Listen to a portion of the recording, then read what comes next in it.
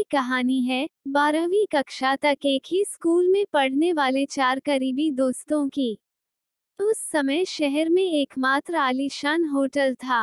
उन्होंने तय किया था कि 12वीं की परीक्षा के बाद हम उस होटल में जाकर चाय नाश्ता करेंगे। चारों दोस्तों ने मिलकर बहुत मुश्किल से 40 रुपये जमा किए थे। उस वक्त 40 रुपए की भी बहुत कीमत हुआ करती थी। रविवार का दिन था और 10:30 बजे वे चारों अपनी साइकिल पर सवार होकर होटल पहुंचे। चाय पीते पीते अर्जुन, रोहन, आर्यन और विक्रम बातें करने में लग गए। चारों ने एकमत से तय किया कि 40 साल बाद हम 1 अप्रैल को फिर इसी होटल में मिलेंगे। तब तक हम सभी कड़ी मेहनत करेंगे और फिर ये देखना दिलचस्प होगा कि किसने कितनी प्रगति की है।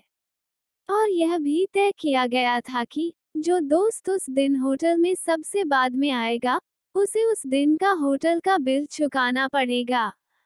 चाय नाश्ता परोसने वाला वेटर भोला ये सब सुन रहा था। उसने भी कहा कि अगर मैं यहाँ इसी होटल में रहा तो मैं यही आप सबका इंतजार करूंगा। इसके बाद आगे की पढ़ाई के लिए चारों अलग हो गए। आगे की पढ़ाई के लिए अर्जुन शहर छोड़कर अपने चाचा के पास चला गया। रोहन आगे की पढ़ाई के लिए अपने मामाजी के पास चला गया। आर्यन और विक्रम को भी दूसरे शहर के अलग अलग कॉलेजों में दाखिला मिल गया था। इसलिए आर्यन और विक्रम ने भी शहर छोड़ दिया था। दिन, महीने, साल बीत गए। 40 वर्षों में उस शहर में संपूर्ण परिवर्तन आ गया था। शहर की आबादी बढ़ गई थी। सड़कों और फ्लाईओवरों ने शहर की शक्ल ही बदल दी थी। अब वो होटल भी 5 स्टार होटल बन गया था। वो वेटर भोला अब भोला सेठ बन गया था और वो उस होटल का मालिक बन गया था। 40 साल बाद तय की गई तारीख 1 अप्रैल को दोपहर के समय एक लग्जरी कार होटल के दरवाजे पर पहुंची। अर्जुन गाड़ी से उतरकर अंदर जाने लगा। अर्जुन के पास अब ज्वेलर्स के 3 शोरूम थे। अर्जुन होटल के मालिक भोला सेठ के पास जाता है। दोनों एक दूसरे को देखते रहते हैं। भोला सेठ ने कहा कि विक्रम साहब ने 1 महीने पहले ही आपके लिए टेबल बुक कर ली थी। अर्जुन मन ही मन खुश होता है कि वह सबसे पहले आया है, इसलिए उसे आज का बिल नहीं भरना पड़ेगा और वह पहले आने पर अपने दोस्तों का मजाक भी उड़ाएगा। 1 घंटे के अंदर ही रोहन आ गया। रोहन शहर का बड़ा राजनेता और बिजनेसमैन बन चुका था।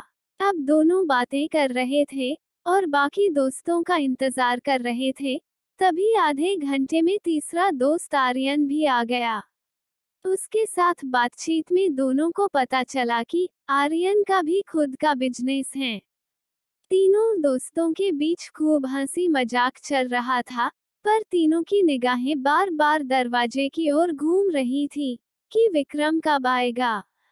इसके बाद भोला सेठ ने कहा कि विक्रम सर का मैसेज आया है, आप लोग चाय नाश्ता शुरू करें, मैं आ रहा हूँ।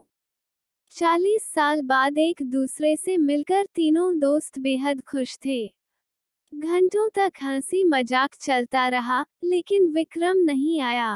भोला सेठ ने कहा कि विक्रम सर का फिर से मैसेज आया है, आप तीनों अपना पसंदीदा मेनू चुनें और खाना शुरू करें, तब तक वो आ जाएंगे। भोजन के बाद भी विक्रम नहीं आया। बहुत इंतजार के बाद जैसे ही उन्होंने बिल मांगा, तो उनको भोला सेठ ने कहा कि बिल का भुगतान ऑनलाइन कर दिया गया है। अब शाम के 8 बज चुके थे। सबने घर वापस लौट जाने का निर्णय किया। जैसे वे होटल के गेट पर पहुंचे, एक युवक कार से उतरकर तीनों दोस्तों के पास पहुंचा। वे तीनों उस युवक को देखते रहे। युवक बोला, मैं देवांग हूँ, आपके दोस्त का बेटा। मेरे पिता का नाम विक्रम है। पिताजी ने मुझे आपके आज के मिलने के बारे में बताया था। वो आज के दिन का बेसब्री से इंतजार कर रहे थे, लेकिन पिछले महीने ही एक गंभीर बीमारी के कारण उनकी मृत्यु हो गई। उन्होंने मुझे आप लोगों से देर से मिलने के लिए कहा था। उन्होंने कहा था कि अगर तुम जल्दी चले जाओगे तो उन्हें दुख होगा, क्योंकि जब मेरे दोस्तों को पता चलेगा कि मैं अब इस दुनिया में नहीं हूँ, तो वो मजे नहीं करेंगे और वे एक दूसरे को मिलने का आनंद खो देंगे। इसलिए उन्होंने मुझे देर से आने का आदेश दिया था। उन्होंने मुझे उनकी तरफ से आप सभी से गले मिलने के लिए भी कहा है। इतना कहकर देवांग ने अपने दोनों हाथ फैला दिए। आंखों में आंसू लिए तीनों दोस्तों ने देवांग को ऐसे गले से लगाया जैसे वे विक्रम से मिल रहे हों। आसपास के लोग कौतूहल से ये दृश्य देख रहे थे। कुछ देर के बाद तीनों दोस्तों को लगा कि उन्होंने इस युवक को कहीं देखा हुआ है। तब देवांग ने कहा, मेरे पिता शिक्षक थे और उन्होंने मुझे पढ़ा लिखा कर कलेक्टर बनाया।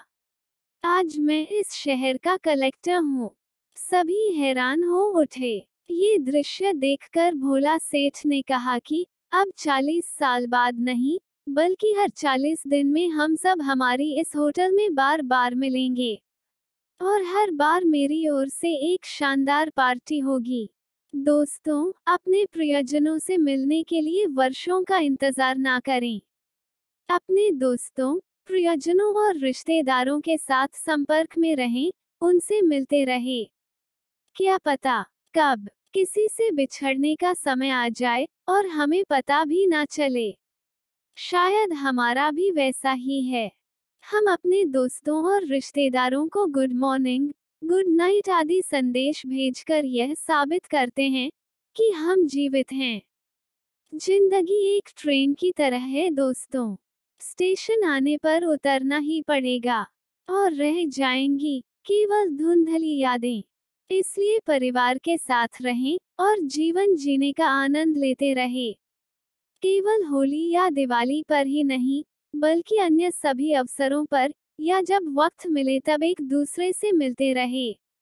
एक दूसरे को मिलने से ही आपकी दोस्ती और रिश्ते मजबूत होंगे।